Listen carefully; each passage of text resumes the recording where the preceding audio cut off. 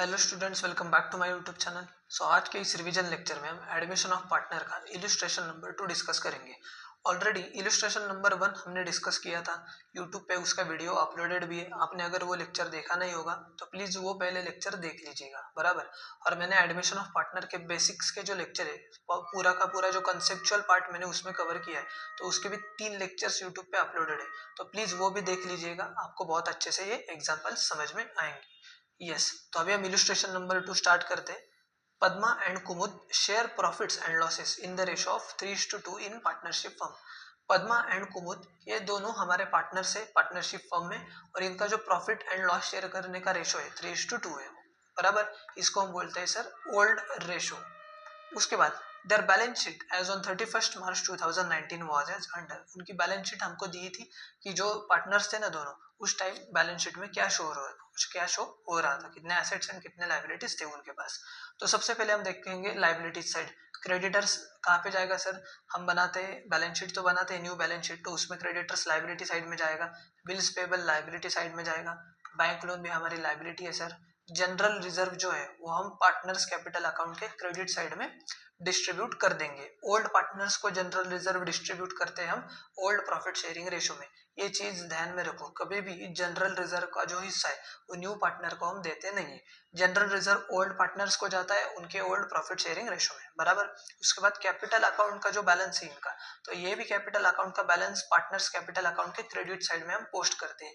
कौन से नाम से? बाय बैलेंस ब्रॉट डाउन, बराबर। यस, उसके बाद एसेट साइड अभी डिस्कस करते हैं। Bank balance. आपको पता है कि जब नया पार्टनर आता है तो वो गुडविल का पैसा लाता है, कैपिटल का पैसा लाता है। जो हमारा बैंक बैलेंस होता है ना एग्जिस्टिंग, उसमें चेंजेस आते हैं, तो इसलिए हम क्या करते हैं, वो जो सारे चेंजेस करने के बाद जो फाइनल बैलेंस है हमारा, वो हम पोस्ट करते हैं हमारे एसेट साइड में। इसलिए हम बोलते हैं कि बैंक बैलेंस या कैश बैलेंस को अभी के लिए होल्ड पे रखो।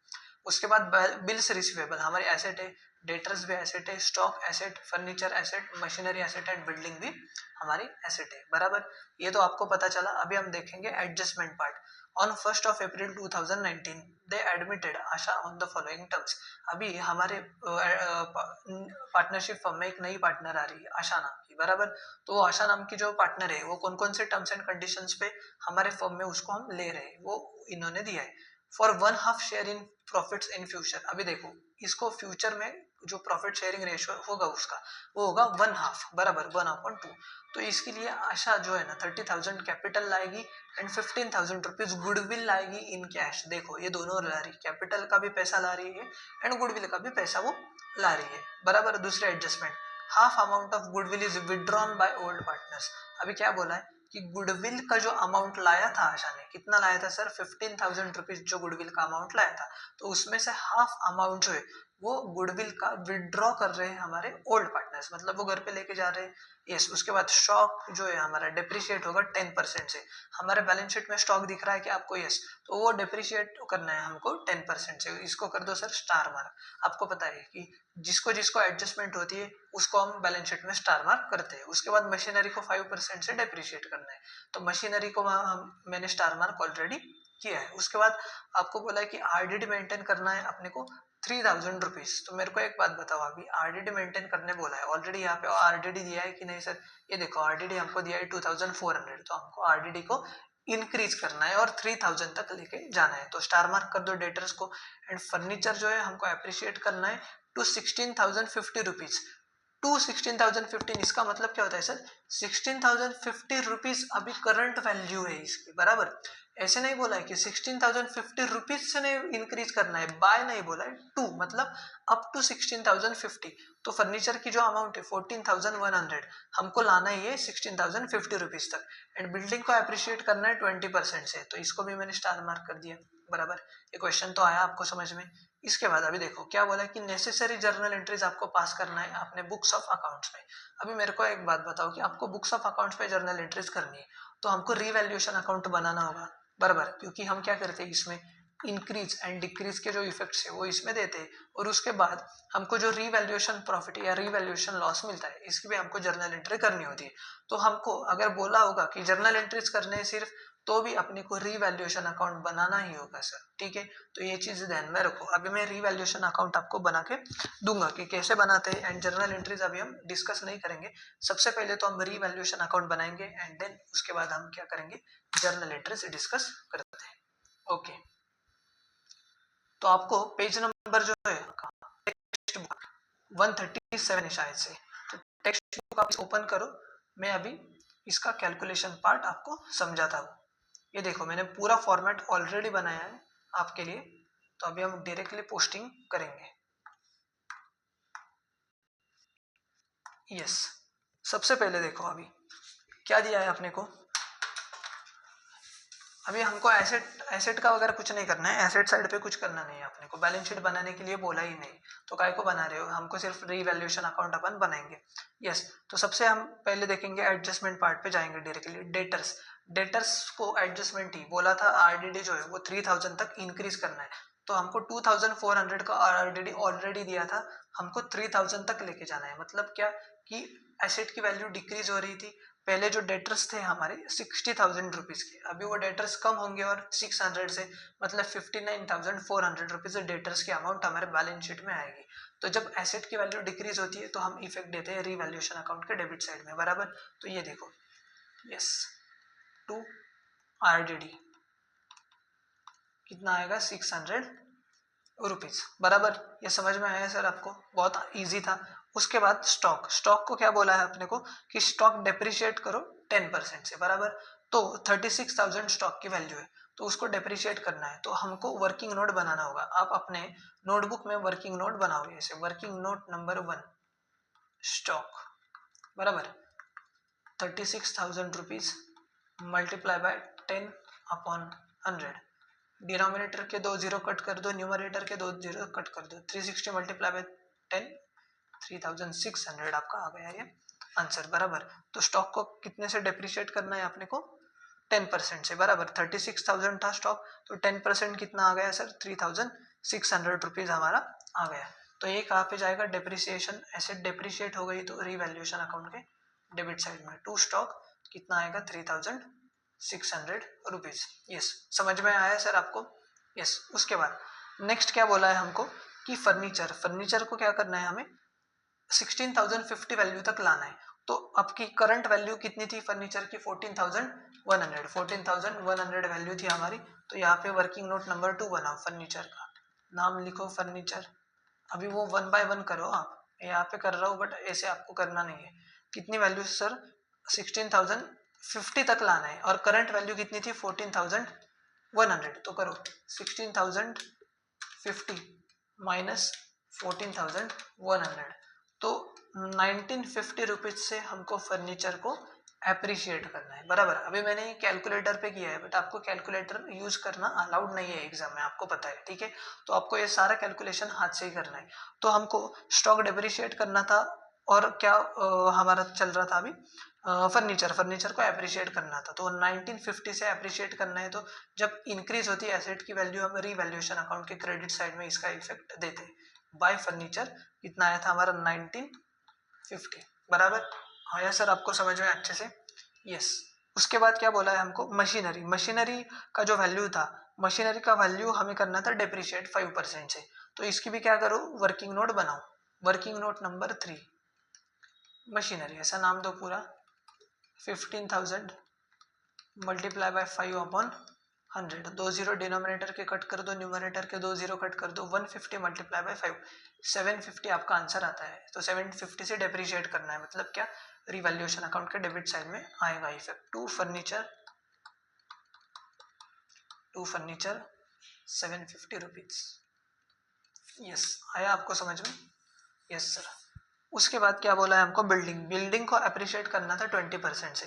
तो 45,000 की बिल्डिंग थी, बराबर। वर्किंग नोट नंबर 4 बनाओ। अभी यहाँ पे मेरे को जगह नहीं है इसलिए मैं यहाँ पे दिखा रहा हूँ, बट आपको प्रॉपर दूसरे पेज पे बनाना है। 45,000 मल्टीप्लाई बाय 20/100, 2 जीरो कट कर दो, 2 जीरो कट कर दो, 450 मल्टीप्लाई बाय 20 कितना आता है सर, 9,000 रुपीज आपका आएगा ये, बराबर।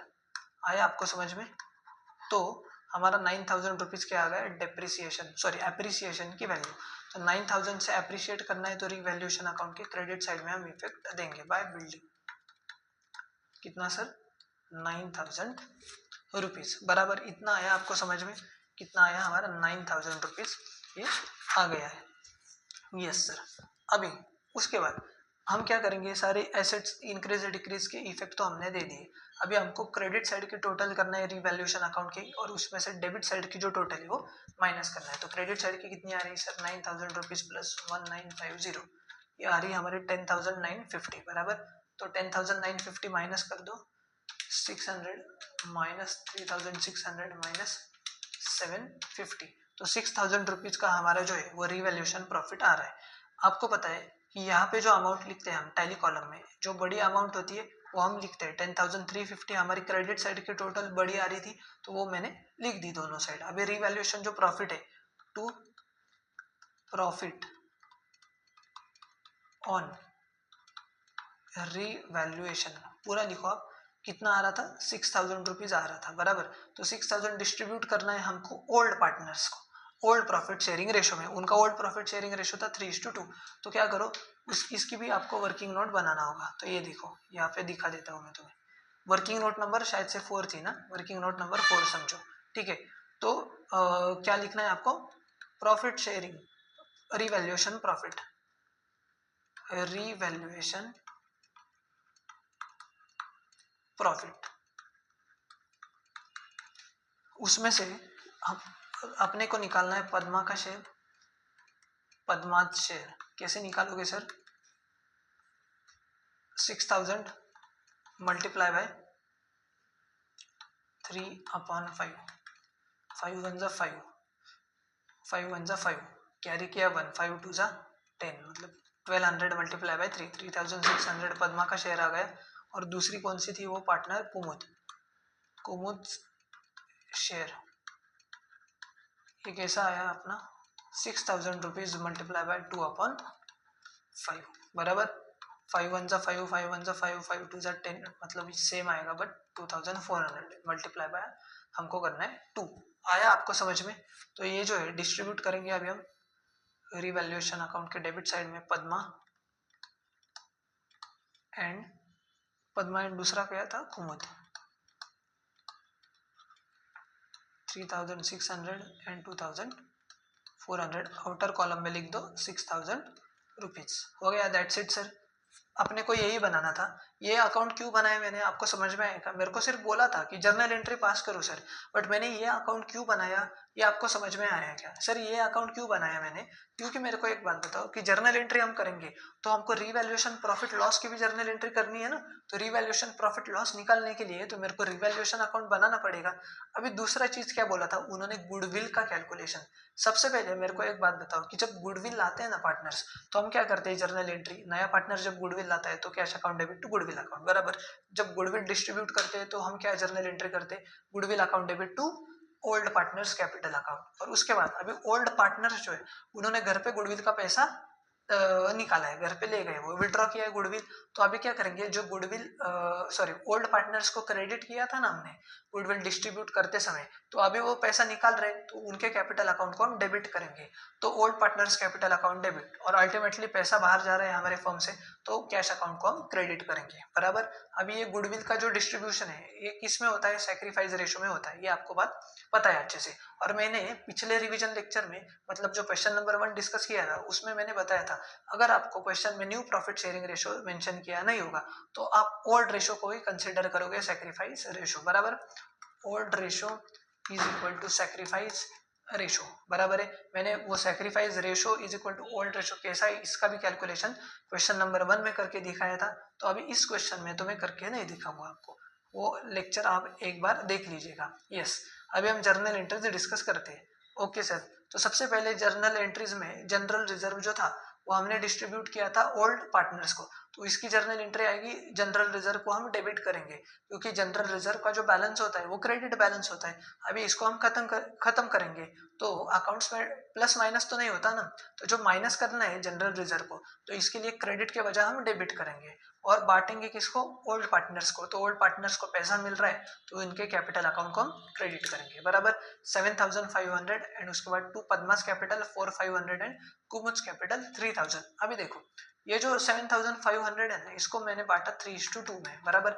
इसकी भी आपको वर्किंग नोट बनानी पड़ती है। वर्किंग नोट नंबर 5 नाम दो, Padma's share of reserve and Kumud's share of reserve 7500 multiply by 3/5 and 7500 multiply by 2/5। ये कैलकुलेशन तो आपको आता होगा बराबर, मेन लेक्चर्स में ऑलरेडी आपने किया होगा, जहां से भी आपने पढ़ा है वो टीचर ने आपको ये सिखाया होगा। अगर नहीं सिखाया है तो कोई दिक्कत नहीं, मैंने आपको अभी शॉर्ट में बता दिया है। उसके बाद देखो अभी नेक्स्ट जर्नल एंट्री क्या थी, जो एसेट है, एसेट की वैल्यू कम होती थी तो हम जर्नल एंट्री क्या करते थे, profit and loss adjustment account या तो रीवैल्यूएशन अकाउंट हम जिसको बोलते हैं, इसको हम डेबिट करते थे एंड एसेट्स जो डिक्रीज हो रही थी इसको हम क्रेडिट करते हैं बराबर। तो सेम किया मैंने, सिर्फ क्या किया, ये कंबाइंड एंट्री की, profit and loss adjustment account debit 4950, ये टोटल है। टू स्टॉक, स्टॉक कितने से डेप्रिशिएट हुआ 3600, मशीनरी कितने से डेप्रिशिएट हुई 750 से, आरडीडी कितने से बढ़ गया था 600 से, तो इसकी अगर टोटल करोगे तो 4950 आपकी आएगी। तो स्टॉक जो सॉरी एसेट्स जो डेप्रिशिएट हुए थे इसकी जर्नल एंट्री हमने की। अभी दो जो एसेट्स है हमारी, वो दो एसेट्स हमारी इंक्रीज हुई थी बराबर, अप्रिशिएट हुई थी, तो इसकी जर्नल एंट्री हम क्या करेंगे, furniture account debit, building account debit to profit and loss adjustment account बराबर। देखो 1950 फर्नीचर अप्रिशिएट हुआ था, 9000 रुपीज से बिल्डिंग हमारी अप्रिशिएट हुई थी and profit and loss adjustment account को हम क्रेडिट करेंगे 10,950 रुपीज से बराबर। इतना आया आपको सर समझ में? ओके।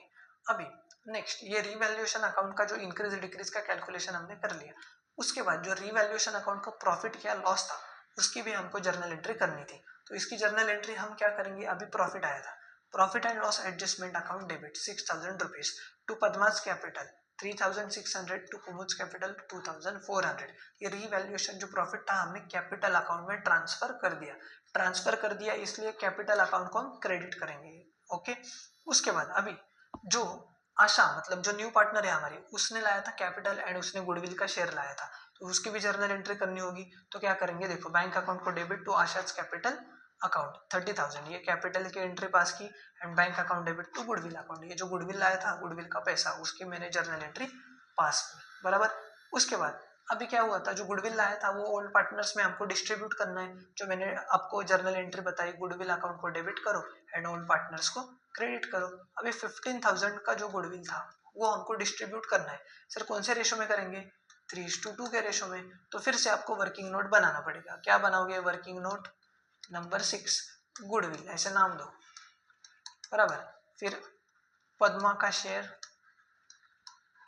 15,000 मल्टीप्लाई बाय 3/5 एंड अपना किसका शेयर, कुमुद का share, Kumud share 15,000 multiply by 2/5। ये कैलकुलेशन करो और निकालो 9,000 एंड 6,000 आपका आंसर आ जाएगा बराबर। ये कैसे कैलकुलेट करना है सर, रेशो में कैसे डिस्ट्रीब्यूट करना है, ये मैंने ऑलरेडी आपको सिखाया था। अभी हमको एक एडिशनल भी एडजस्टमेंट बोली थी कि ये जो डिस्ट्रीब्यूट किया ना हमने इनके सैक्रिफाइस रेशो में गुडविल, अभी गुडविल का पैसा ये बाहर लेके जा रहे हैं, तो मैंने इसकी भी एंट्री बताई थी, कैपिटल अकाउंट को डेबिट करना है दोनों के, बैंक अकाउंट को क्रेडिट करो। बट जो गुडविल का पैसा है वो पूरा लेके नहीं गए थे, मतलब इसको 9,000 मिला तो 9,000 नहीं लेके गई पद्मा एंड इसको 6,000 मिला था तो 6,000 नहीं लेके गई कुमुद, वो आधा हिस्सा लेके गई। तो 9,000 का आधा होता है 4,500 एंड 6,000 का हाफ होता है 3,000, तो इसलिए हमने इसको डेबिट किया, बैंक अकाउंट को 7,500 से क्रेडिट किया। आया आपको समझ में सर? बहुत ही इजी था ये क्वेश्चन। आई होप सो कि आपको अच्छे से समझ आया होगा, मैंने पूरा का पूरा जो सॉल्यूशन है आपके साथ डिस्कस किया है। यस, तो आज के लिए बस इतना ही। अगर आपको ये लेक्चर पसंद आया होगा तो लाइक कीजिए, चैनल को सब्सक्राइब कीजिए एंड अपने दोस्तों के साथ भी जरूर शेयर कीजिएगा। Tata bye bye.